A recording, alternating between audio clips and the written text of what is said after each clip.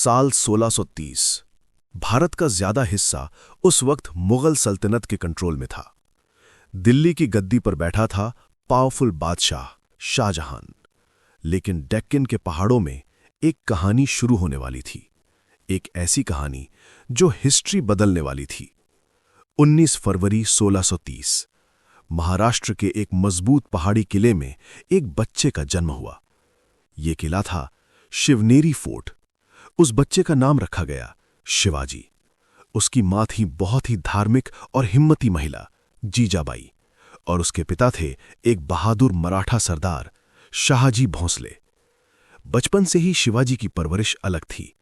रात को उनकी मां उन्हें कहानियां सुनाती थीं, रामायण की, महाभारत की, उन वीर योद्धाओं की जो अपनी धरती और अपने लोगों के लिए लड़ते थे। छोटा शिवाजी चुपचाप सुनता रहता, लेकिन उसकी आंखों में एक अलग ही चमक थी, जैसे उसके दिल में कोई बड़ा सपना पैदा हो रहा हो। शिवाजी का बचपन पहाड़ों और जंगलों के बीच गुजरा। यहीं उन्होंने घोड़े पर सवारी सीखी, तलवार चलाना सीखा और युद्ध की चालाकियां समझना शुरू किया।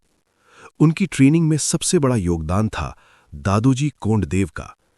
दादोजी कोंडदेव में शिवाजी को सिर्फ लड़ना नहीं सिखाया, उन्होंने सिखाया एक सच्चा नेता कैसे बनता है, कैसे अपने लोगों की रक्षा की जाती है, कैसे मुश्किल वक्त में फैसला लिया जाता है।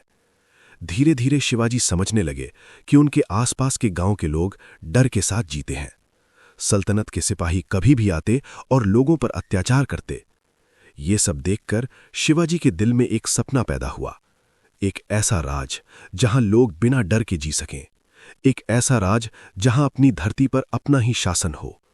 इस सपने का नाम था स्वराज्य। सिर्फ 16 साल की उम्र में शिवाजी अपने कुछ वफादार दोस्तों के साथ एक मंदिर गए। ये मंदिर था रायरेश्वर टेम्पल। मंदिर के अंदर शांत माहौल था, दिए की रोशनी जल रही थी। शिवाजी ने धीरे से अपनी तलवार निकाली और भगवान के सामने कसम खाई, मैं कसम खाता हूं कि मैं स्वराज्य बनाकर रहूंगा। उनके दोस्तों ने भी हाथ उठाया। उस रात एक कसम ली गई थी, लेकिन उस वक्त किसी को पता नहीं था कि एक 16 साल का लड़का आगे चलकर पूरी हिस्ट्री बदलने वाला है।